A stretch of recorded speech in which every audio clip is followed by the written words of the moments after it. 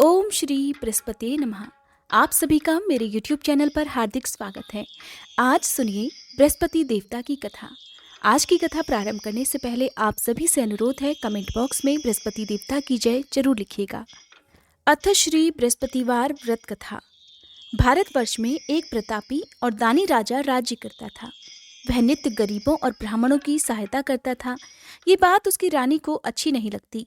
वह ना तो गरीबों को दान देती और न ही भगवान का पूजन किया करती थी, और राजा को भी दान देने से मना किया करती थी। एक दिन राजा शिकार खेलने वन को गए हुए थे, तो रानी महल में अकेली थी। उसी समय बृहस्पति देव साधु वेश में राजा के महल में भिक्षा के लिए गए और भिक्षा मांगी। तब रानी ने भिक्षा देने से इनकार कर दिया और कहने लगी, हे साधु महाराज, मैं तो इस दान पुण्य से तंग आ गई हूँ। मेरा पति सारा धन लुटाता फिरता है।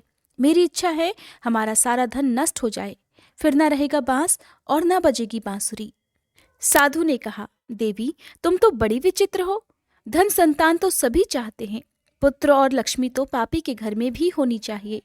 यदि तुम्हारे पास अधिक धन है तो भूखों को भोजन दो, प्यासों के लिए प्याऊ बनवाओ, मुसाफिरों के लिए धर्मशालाएं खुलवाओ, जो निर्धन अपनी कुंवारी कन्याओं का विवाह नहीं कर सकते उनका विवाह करा दो। ऐसे और कई काम हैं जिनके करने से तुम्हारा यश लोक परलोक में फैलेगा। परंतु रानी पर उपदेश का कोई प्रभाव नहीं पड़ा। वो कहने लगी, महाराज आप मुझे कुछ न समझाएं। मैं ऐसा धन नहीं चाहती जो हर जगह बांटती फिरूं। साधु ने उत्तर दिया, यदि तुम्हारी ऐसी इच्छा है तो तथास्तु। तुम ऐसा करना कि बृहस्पतिवार को घर लीपकर पीली मिट्टी से अपना सिर धोकर स्नान करना, भट्टी चढ़ाकर कपड़े धोना। ऐसा करने से तुम्हारा सारा धन नष्ट हो जाएगा। इतना कहकर वह साधु महाराज वहां से आलोप हो गए। साधु के अनुसार कई बातों को पूरा करते हुए रानी को केवल 3 बृहस्पतिवार ही बीते थे कि उसकी समस्त धन संपत्ति नष्ट हो गई। भोजन के लिए राजा का परिवार तरसने लगा। तब एक दिन राजा ने रानी से कहा कि हे रानी, तुम यहीं रहो, मैं दूसरे देश को जाता हूँ, क्योंकि यहाँ पर सभी लोग मुझे जानते हैं, इसलिए मैं कोई भी छोटा कार्य नहीं कर सकता। ऐसा कहकर राजा परदेश चला गया। वहां जंगल से लकड़ी काट कर लाता और शहर में बेचता।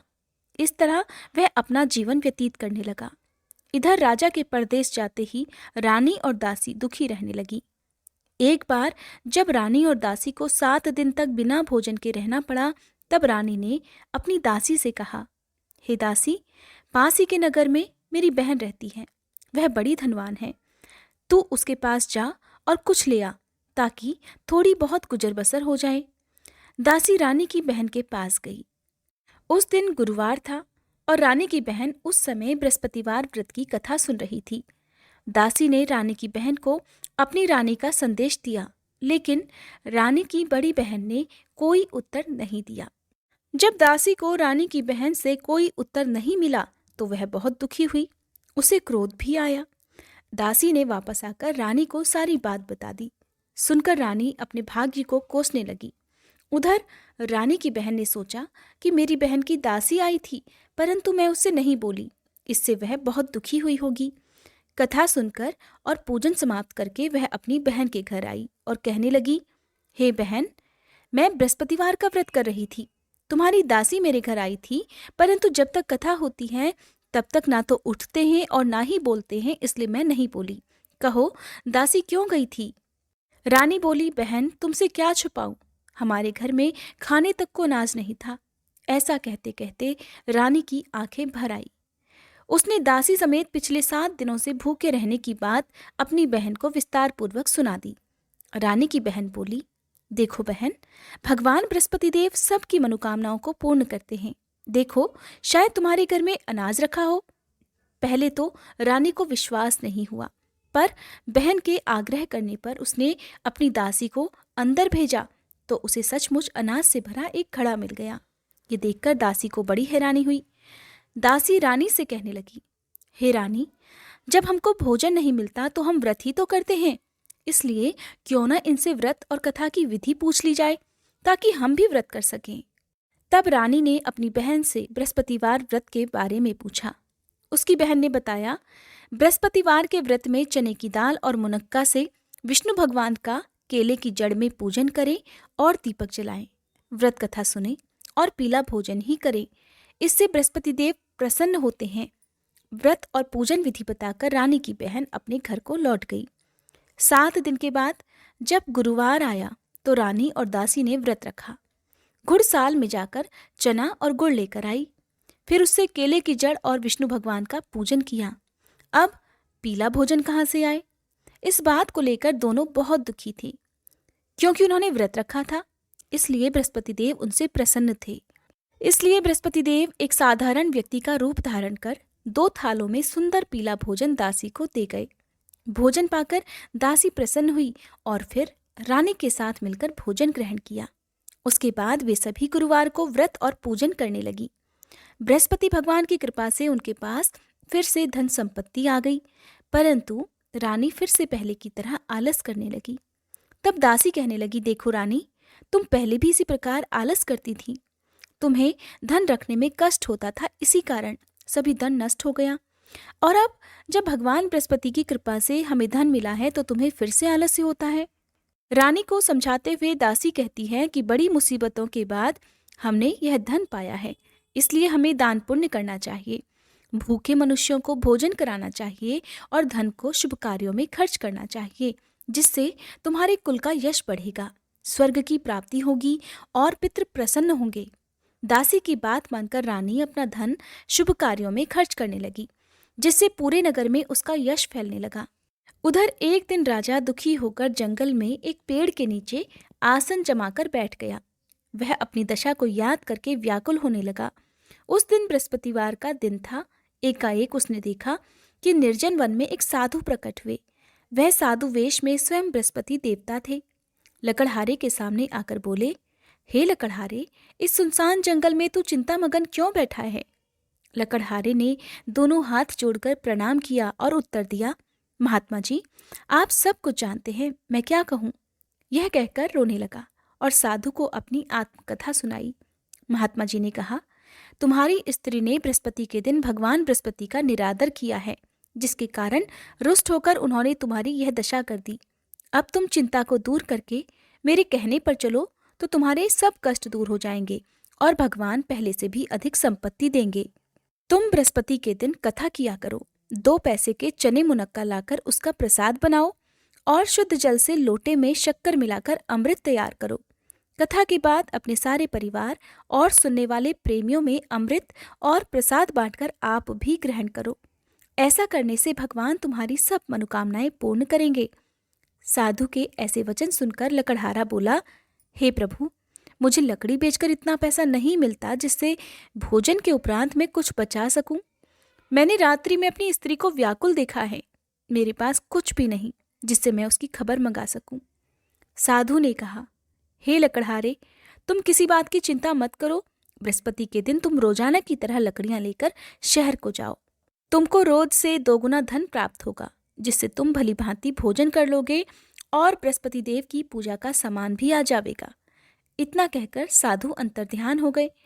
धीरे धीरे समय व्यतीत होने पर फिर वही बृहस्पतिवार का दिन आया।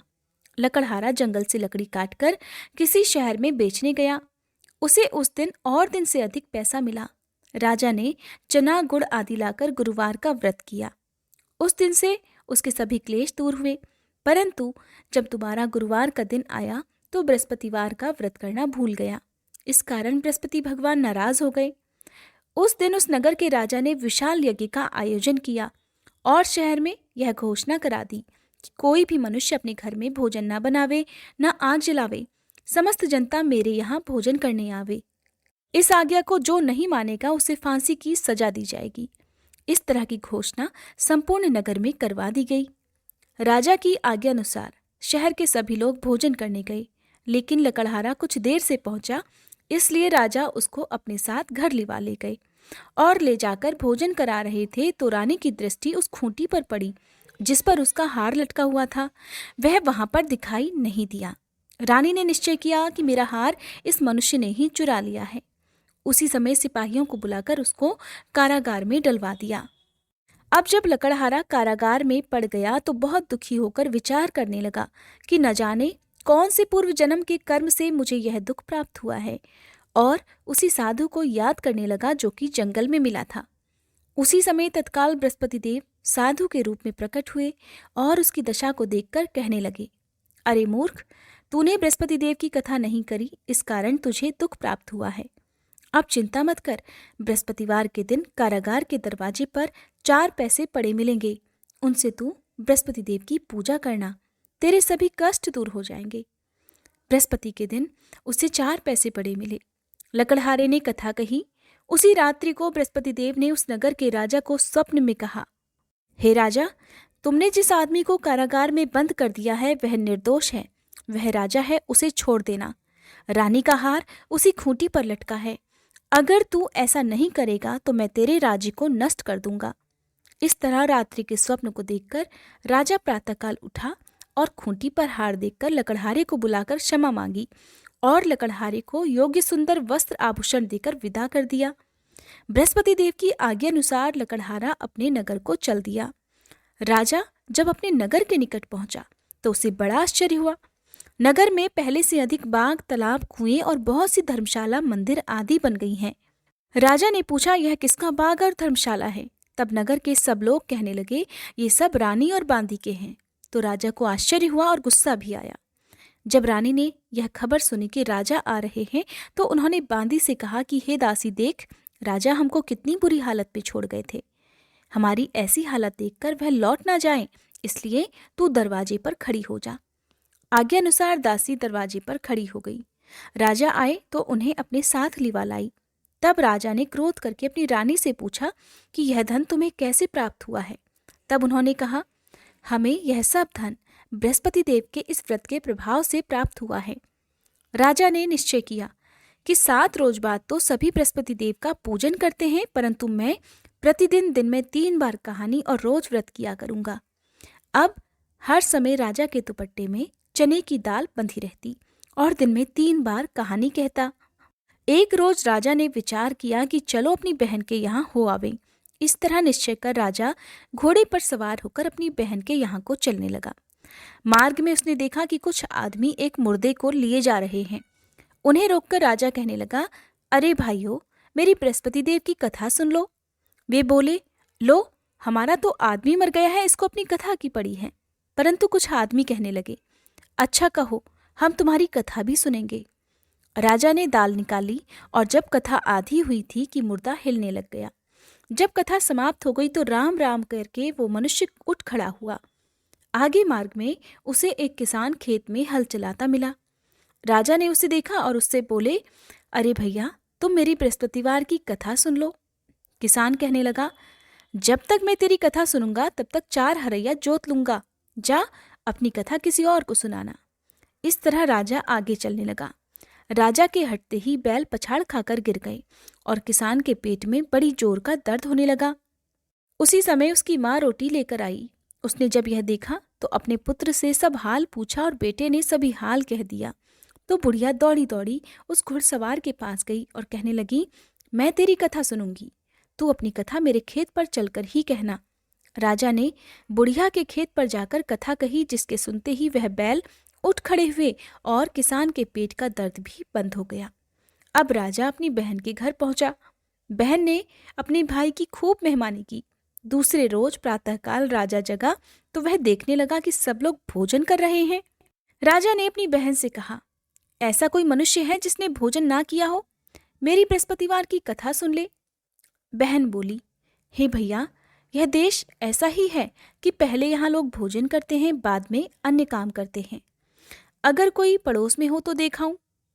ऐसा कहकर वह देखने चली गई, परंतु उसे ऐसा कोई व्यक्ति नहीं मिला जिसने भोजन ना किया हो। अतः वह एक कुम्हार के घर गई जिसका लड़का बीमार था।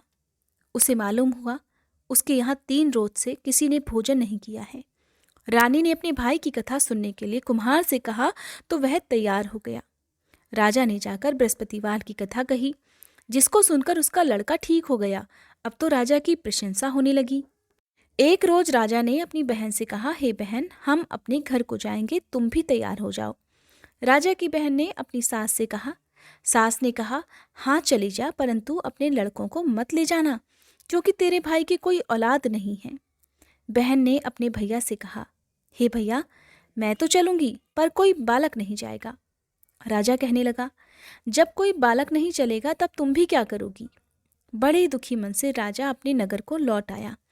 राजा ने अपनी रानी से कहा, हम निर्वंशी राजा हैं, हमारा मुंह देखने का धर्म नहीं है, और कुछ भोजन आदि नहीं किया। रानी बोली, हे प्रभु, बृहस्पति देव ने हमें सब कुछ दिया है, वो हमें औलाद भी अवश्य देंगे। उसी रात को बृहस्पति देव ने राजा से स्वप्न में कहा, हे राजा उठ, सभी सोच त्याग दे, तेरी रानी गर्भ से है। राजा को यह बात सुनकर बड़ी खुशी हुई और 9वें महीने रानी के गर्भ से एक सुंदर पुत्र पैदा हुआ। तब राजा बोला, हे रानी, स्त्री बिना भोजन के रह सकती है, पर बिना कहे नहीं रह सकती। जब मेरी बहन आवे तब तुम उसे कुछ मत कहना। रानी ने सुनकर हाँ कर दिया। जब राजा की बहन ने यह शुभ समाचार सुना तो वह बहुत खुश हुई और बधाई लेकर अपने भाई के यहाँ आई। तभी रानी ने कहा, घोड़ा चढ़कर तो नहीं आई, गधा चढ़ी आई। राजा की बहन बोली, भाभी, मैं इस प्रकार ना कहती तो तुम्हें औलाद कैसे मिलती? बृहस्पति देव ऐसे ही हैं, जैसी जिसके मन में कामनाएं हैं सभी को पूर्ण करते हैं।